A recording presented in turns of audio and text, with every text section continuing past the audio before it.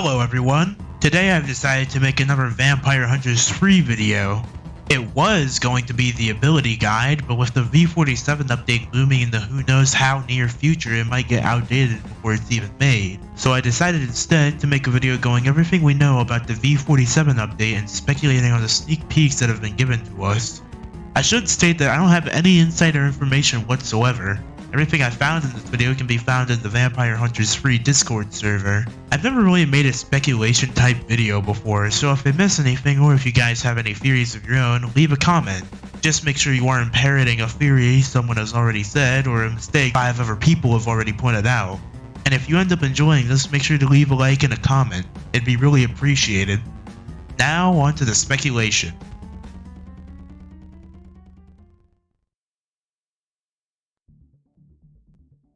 Starting off simple, you can see that there's quite a lot of cosmetics such as sight skins coming in V47, along with changes to nearly every last piece of UI, including the health bar, stamina bar, and the edit loadout menu in the lobby. The player list is also getting a small rework, and they're making an edit to the menu to where you can see the map along with the server region. Along with that, you can see that they're adding player cards that include titles such as Annoying Attention Seeker and Stinky Cat, which is pretty funny if you ask me. There's a new death screen and a lot of new, even uncannier face options coming to V47. There's a controls menu which can be shown with a K key and some changes coming to the victory screen, now showing a player's name and likely their role above their head. They've also added button prompts for what appears to be Xbox. If there isn't already an Xbox version of VH3, Xbox players will probably find this news pretty exciting. Now I'll show any UI/cosmetic stuff I missed right now, because if I listen to all of them off, it'd basically take the entire video.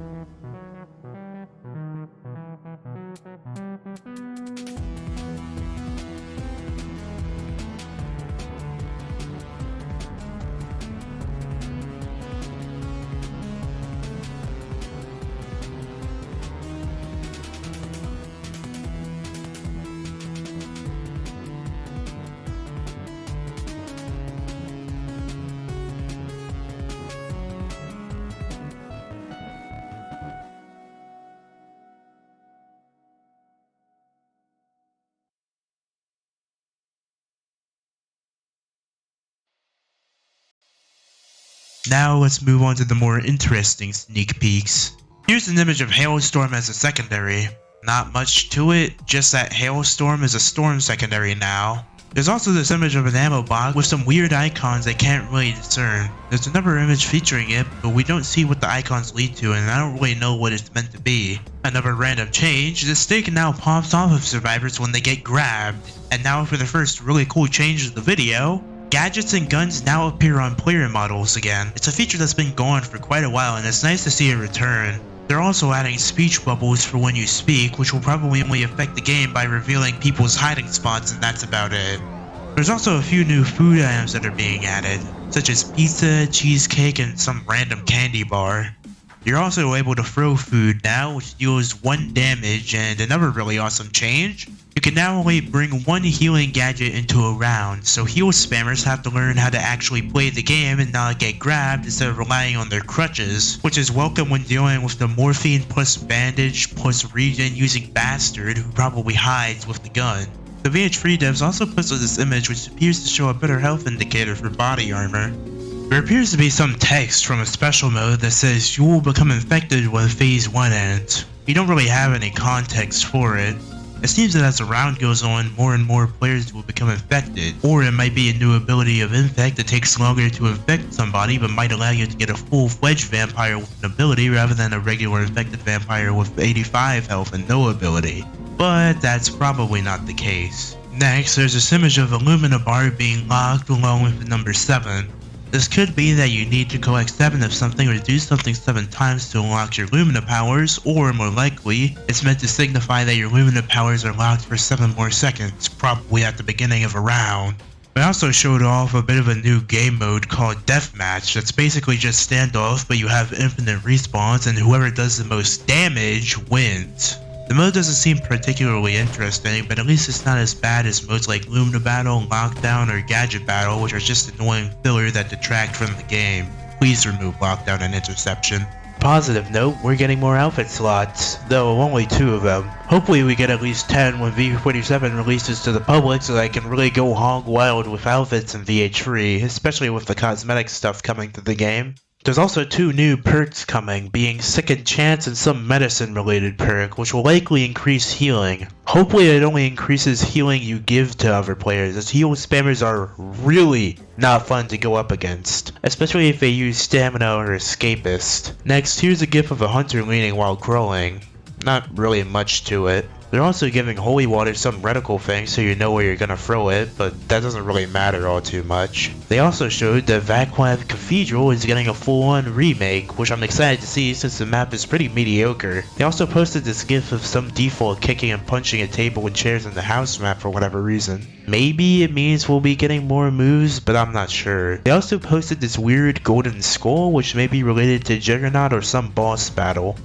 Anyways, in the Discord, Geo Madness teased that 4 abilities might be getting updated, those being Diamond Skin, Blackout, Rock, and Kangaroo. So far, we haven't seen any new sub-abilities for Blackout or Kangaroo. However, Zach has posted a video titled VH3 Dev Diamond Skin Plus, which shows off 2 new Diamond Skin abilities. One that allows you to cast a row of spikes that goes super far, and another that's a shield but leaves the top of your head exposed. And judging by the footage, seems to recharge and allows you to move like normal while using it. Maybe even letting you grab survivors while it's active, though that wasn't shown in the footage. As a trade-off, however, it's quite fragile. Next is Rock, which has been shown to get a new ability in the form of allowing you to create rocks to stand on or block entrances. Shown with this video of someone trapping somebody in a pile of rocks in Necrosov Street, and another video of some vampire shedding rocks in Valley Ruins, which is pretty funny.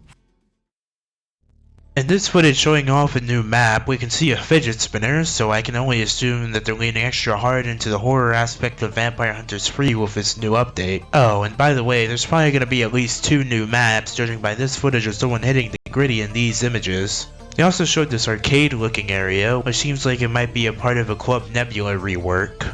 We're also adding a new gun that's most likely based off of a Saiga 12 called the S12K, which also shows some shotgun shells right beside it. They also showed a gif of Flame Trap getting a buff, and now its range is absolutely ridiculous, so you definitely don't want to activate it once V47 rolls around. Players can now be pronounced dead in chat for some reason, so now you can know who specifically has died when the timer goes up, likely only once somebody finds the body. They also showed this image of what appears to be a survivor encased in either some ice or rock, which is obviously going to be an ability of black ice or rock.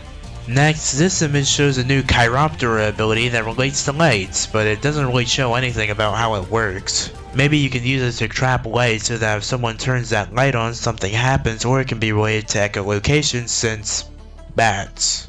They also showed off a pixelated image of what appears to be all black vampires with various glowing eyes. This could either be a new vampire skin or a new enemy in a PvE game mode. Hopefully if it's relating to a PvE game mode, it's just an addition to an already existing one and not an entirely new one, since the PvE game modes are the absolute most boring parts of VH3 by a long shot. Every time Interception or Lockdown get picked, they just reset and do something else until the round ends. They also showed off these images of some weird light orbs levitating and this orb heading towards the survivor, which seems to be some light or sun-based vampire ability coming to V47. They also show off what appears to be a new gadget on a random survivor. Next, they show an image of Zack Attack getting banned and kicked, which I can only assume means that a coup d'etat is occurring in the VH3 hierarchy.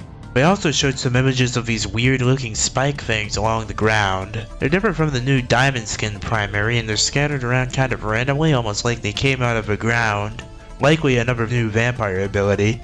They also dropped this footage of an escape practice mode, possibly meaning that Zack is working on the training section of VH3. There's this weird crosshair thing, which could be one of the new abilities, but we don't really know since they've yet to elaborate. And now for the last two pieces of information about the V47 update. Now, these are not to be taken lightly, as they may hold the secrets of the Vampire Hunters 3 universe. First, here's this random image of someone cosplaying as Peter Griffin from Family Guy. That's pretty funny. Second, drumroll please. They finally announced the long-awaited and highly anticipated kart racing game mode for Vampire Hunters 3, babe!